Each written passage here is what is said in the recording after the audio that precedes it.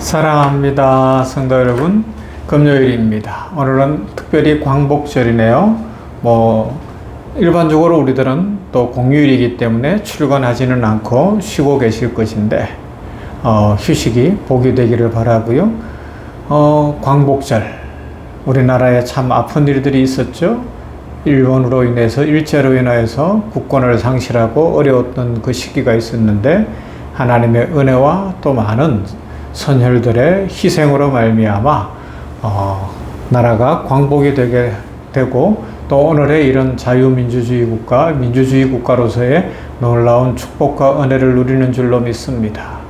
바라기는 남북이 평화적으로 통일이 되어지고, 또 나라가 더 안정이 되어지고, 이 민주주의를 잘 지켜가며 어렵고 힘든 사람들을 잘 돌볼 수 있는 정치, 경제, 사회, 문화, 교육 전반에 안정이 이루어지고 발전이 이루어지면 좋겠고, 지금 여러 힘든 세계 정세들도 잘 풀리기를 위해서 우리 모두가 함께 기도해야 할 줄로 믿습니다. 하나님이 광복절을 만든 이 우리 대한민국 위에 복과 은혜 주시기를 간절히 소망합니다.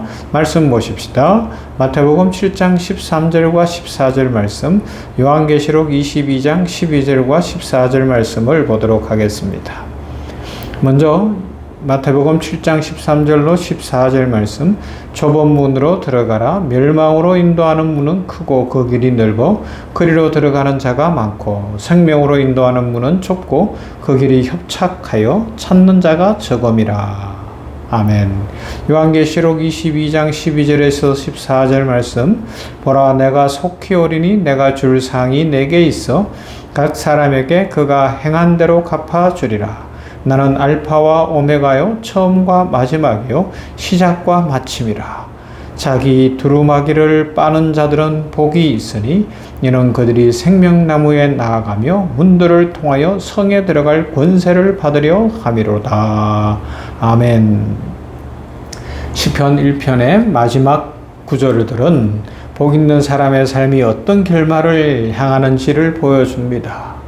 앞선 구절들에서 복 있는 사람의 내면과 삶의 태도, 성장에 집중했다면, 이제 마지막 구절에서는 어떻게 해요? 삶의 종착점, 결국 어디에 도달하는지를 보여주고 있습니다. 그래서 신학자들이나 칼빈도 그랬고요, 앞선 아다나시우스도 그랬고, 제롬 같은 분도 그랬고, 시편의 축도다, 또 성경 전체의 요약이다, 아주 그렇게 찬가를 불렀던 이 시편 1편을 아주 높이 생각했던 이유들이 거기에 있는 겁니다.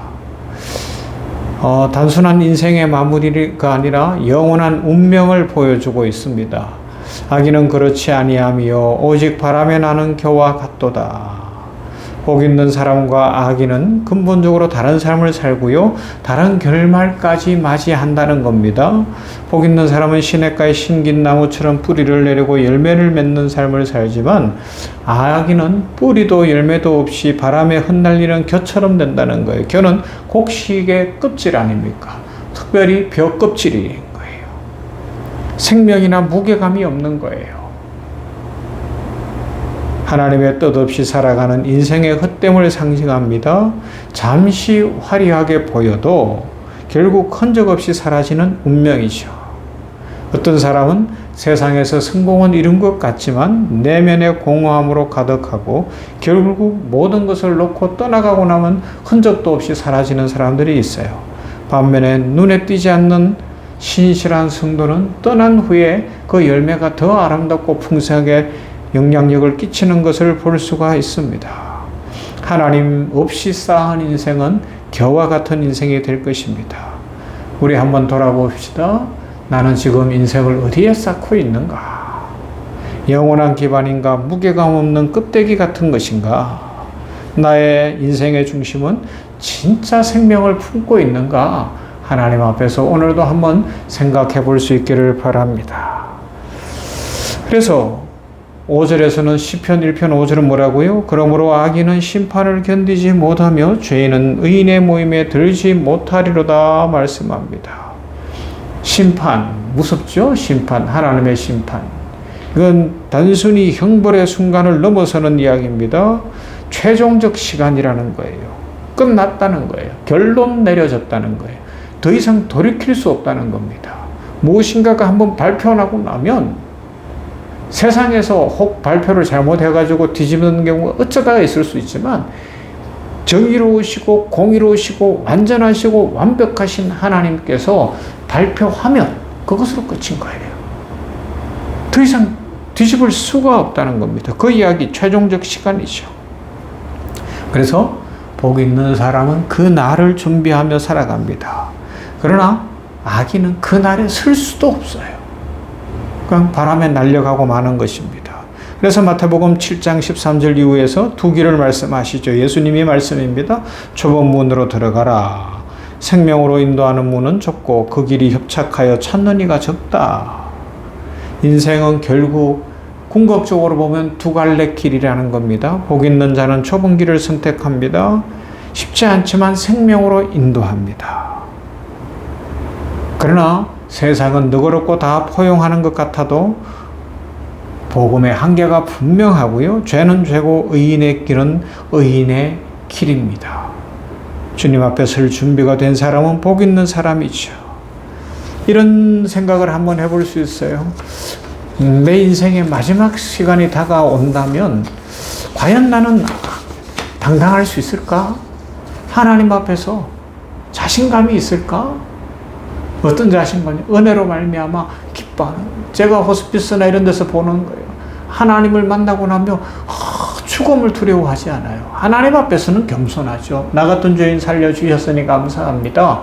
겸손하면서도 사탄의 세력과 어둠의 세력과 이 죽음 앞에서 당당한 거예요. 다 물러서라는 겁니다. 나는 천국 갈 것이고 하나님의 자녀로 하나님의 축복을 누린다는 겁니다. 멋있는 결론인 거예요. 여러분, 우리 인생의 결론을 한번 생각해 볼 수 있기를 바랍니다. 무릇 의인의 길은 여호와께서 인정하시나 악인의 길은 망하리로다. 여호와께서 인정하신다는 것은 하나님께서 주목하시고 동행하신다는 의미죠. 단순히 알고 있다가 아니라 그 길을 함께 걷고 있고 돌보시고 마지막까지 이끄신다는 것입니다. 앞에서도 말씀드렸지만 길이란 성경에서 중요한 주제예요. 하나님의 길은 언제나 생명과 진리로 인도합니다. 그래서 생명나무에 나아갈 권세가 있는 자들은 즉 그 길 끝에 하나님을 만나는 사람들의 복을 요한계시록 22장에서는 약속하고 있는 거예요. 저도 선교사 출신이지만 또 지난 주간에 선교 한국도 하고 또 뭐 코스타라든가 여러 모임들이 있었는데 보면 젊은이들이 아니면 또 인생에 한 40대가 넘어가고 50대가 되고 때때로는 60대가 되었어도 살아온 인생을 이렇게 하나님 앞에서 돌아보다가 결단하고 선교지로 또 어려운 사람을 돕는 인생으로 이렇게 자신의 삶을 유턴하는 경우들 있어요. 그런데 그렇게 할 때 사람들은 걱정하시오. 왜 저 좋은 것을 버리고 저렇게 할까? 그런데 그 인생이 그 다음부터는 하나님이 복을 주시기 때문에 하나님이 영광을 받으시고 하나님의 복의 통로가 되는 그런 삶을 살아가는 것을 보게 되는 것입니다. 바로 하나님이 인정하시는 길을 걸어간다는 거예요. 하나님의 축복의 길을 걸어간다는 것이죠. 그래서 뭐라고 이야기합니까? 악인의 길은 망한다고요. 시편 1편 6절 끝은 경고로 끝을 맺고 있어요. 악인의 길은 망하리로다. 일시적인 성공, 눈에 보이는 결과가 있을 수 있지만 그 길의 끝은 멸망이라는 겁니다. 심판뿐만 아니라 인생의 방향 전체를 경고하는 말씀이라고 할 수가 있습니다. 망한다는 것은 단순한 파괴가 아니라 목적을 잃고 존재의 의미를 상실하는 상태요. 더 이상 돌이킬 수 없는 상태요. 영원한 지옥 형벌이라는 의미를 담고 있습니다. 복 있는 사람은 결국 하나님이 인정하시고 하나님이 이끄시는 길의 끝에서 축복과 은혜를 누리고 주님을 만나게 될 것입니다. 그날에는 그 심판의 날에 두려움 없이 생명나무의 열매를 영생을 누리는 자들이죠.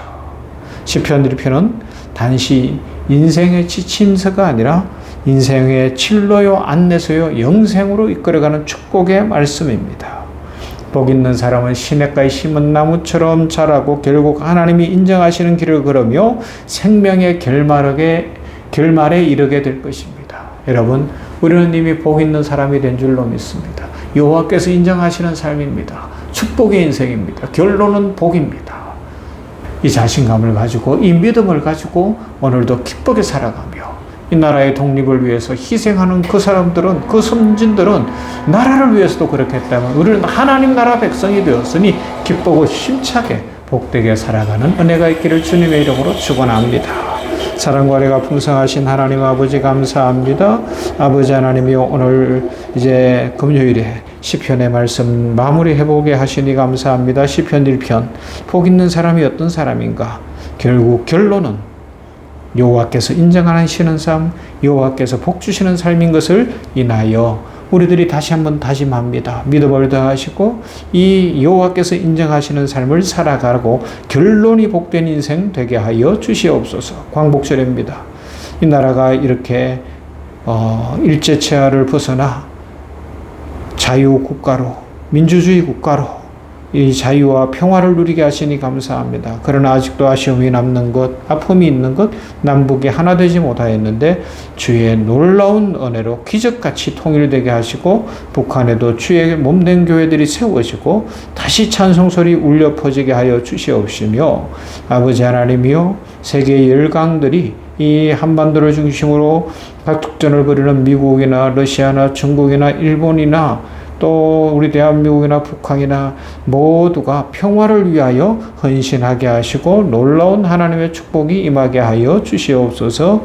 우리 모든 성도들이 주의 은혜 가운데에서 결론이 좋은 인생, 영원한 생명을 누리는 인생, 복 있는 인생 살기로 다짐하고 오늘도 주와 동행하며 시냇가에 심은 나무처럼 철을 따라 열매를 맺으며 그 잎사귀가 마르지 않으며 만사가 형통한 축복을 누리게 하여 주시옵소서.